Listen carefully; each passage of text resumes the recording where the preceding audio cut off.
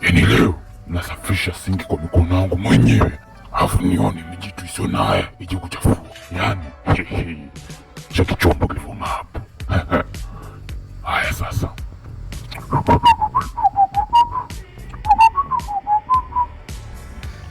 Ese sinki leo safi leo. Unasipokaraji yule. Yaani bila aibu. Yaani pumbavu mtoto wa siku hizi. Shenzi kabisa.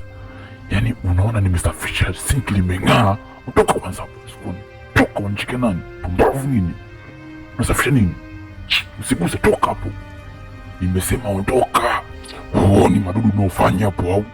Hebu nipishe huko kabla sijakubomoa. Unipatisha hasira tu hapo. Unaangalia nini? Toka hapa. Nasema toka hapo. Pumbavu nini?